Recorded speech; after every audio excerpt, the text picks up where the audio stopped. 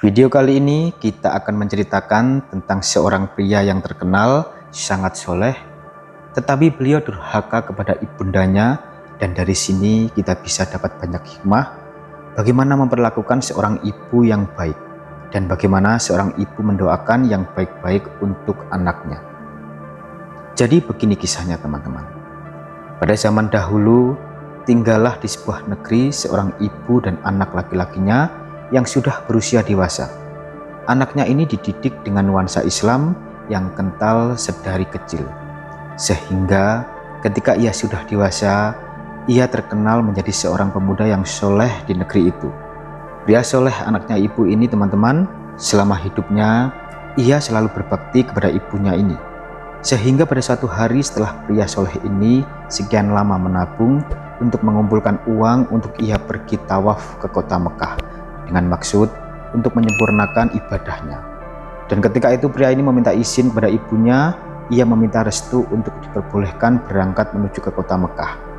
Tapi entah apa alasannya, ketika izin ibunya tidak mengizinkannya untuk pergi ke sana. Perlu diketahui teman-teman, pada zaman dahulu tidak ada namanya kendaraan cepat seperti mobil apalagi pesawat.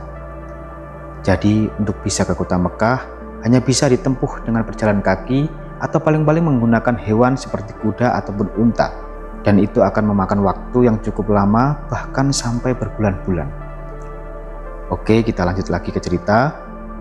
Karena ibunya ini tidak memberikan izin, maka pria ini pun meminta izin lagi keesokan harinya. Tapi jawabannya tetap sama, ibunya tetap tidak memberikan restu untuk pergi ke kota Mekah. Akhirnya karena ditolak, terus pria ini pun berencana untuk pergi secara diam-diam tanpa sepengetahuan dari ibunya ini. Teman-temanku seiman, pada suatu hari pria ini pergi meninggalkan rumah dan ibunya. Ia berangkat pagi-pagi sekali supaya ibunya tidak bisa menahannya. Akhirnya berangkatlah pria ini menuju kota Mekah. Kemudian tak lama dari itu ibunya sadar anaknya tak ada di rumah. Ia mencari-cari anaknya ini.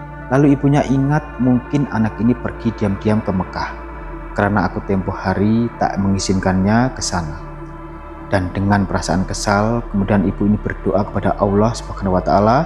Ibu ini bilang, "Ya Rob, anakku telah pergi tanpa izin dariku. Sakit rasanya hati ini, karena itu kutimpahkan musibah kepadanya." Karena ibu ini kesal dan sedih ditinggal anaknya, ia berdoa suatu keburukan kepada Allah Subhanahu wa Ta'ala.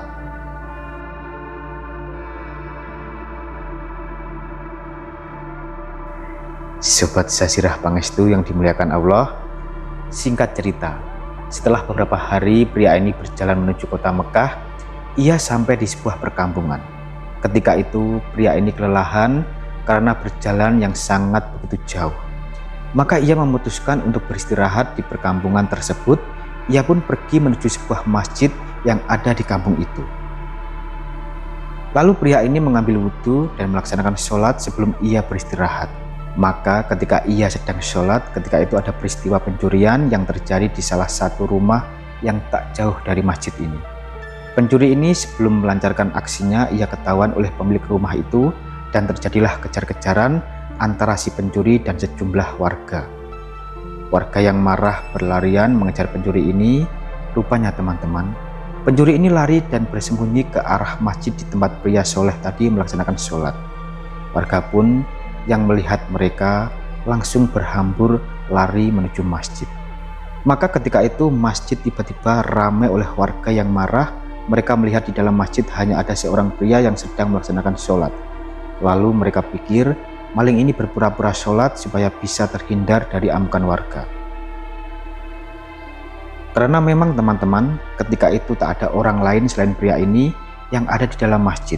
Kemudian warga yang marah langsung menarik pria soleh ini ketika sholat dan menyeretnya keluar masjid. Kemudian warga secara beramai-ramai memukulinya tanpa bertanya apapun, dan pria soleh ini pun tak bisa berkata apa-apa. Karena saat itu amarah warga tengah berkecamuk, pria soleh ini hanya bisa menahan rasa sakit dari pukulan bertubi-tubi dari warga tersebut.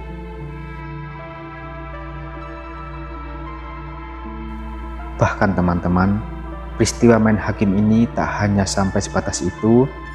karena pria soleh ini dituduh maling.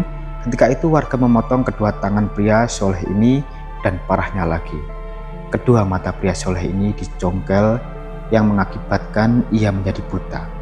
Maka dalam waktu singkat pria soleh ini kehilangan tangannya dan menjadi buta selamanya. Padahal teman-teman, yang mereka pukuli ini bukanlah maling sebenarnya.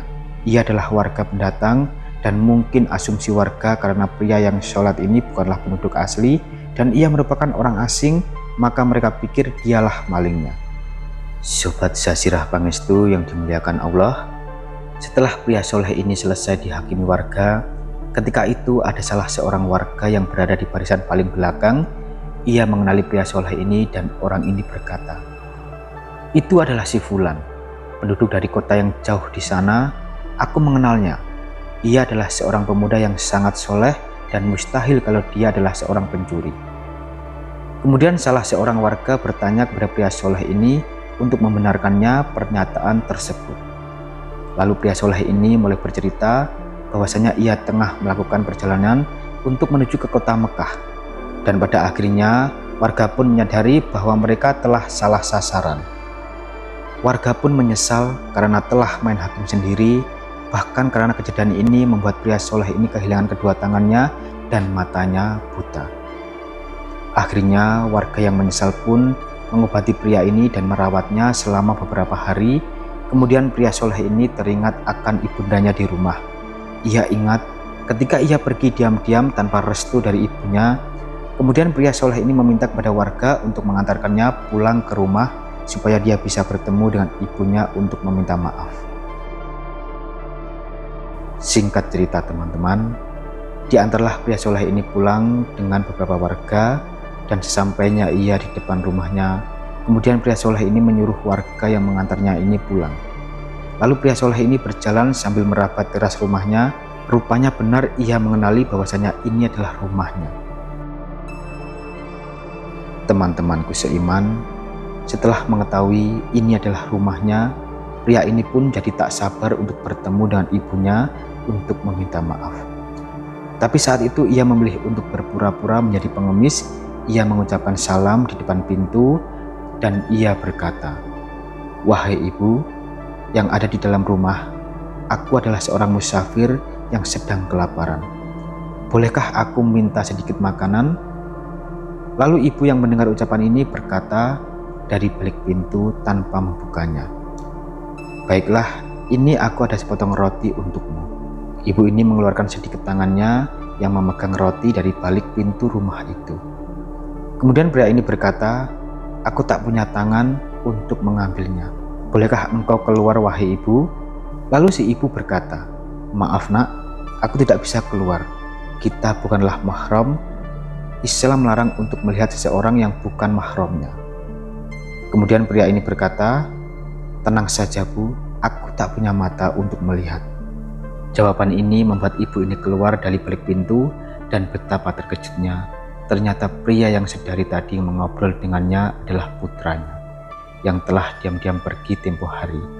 Kemudian anaknya langsung bersimpuh di kaki ibunya sambil menangis. Dia berkata, "Aku adalah anakmu yang telah durhaka kepadamu. Maafkanlah aku bu." Air mata berkecucuran di pelupuk mata. Ibunya merasa menyesal karena telah mendoakan keburukan kepada anaknya.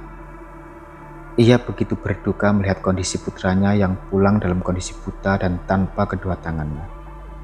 Sobat Zazirah Pangestu yang dimuliakan Allah, begitu mengerikannya doa keburukan dari orang tua.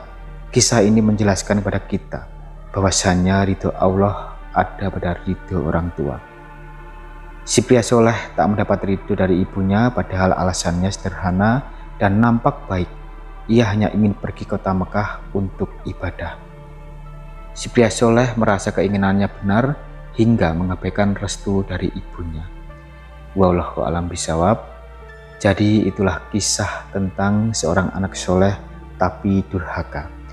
Semoga kisah ini bermanfaat. Lebih dan kurangnya mohon dimaafkan. Yang benar datangnya dari Allah Subhanahu wa Ta'ala. Kesalahan atau kekeliruan itu datangnya dari saya pribadi sebagai manusia biasa. Sampai ketemu di kisah-kisah seru yang penuh makna selanjutnya. Saya akhiri. Wassalamualaikum warahmatullahi wabarakatuh.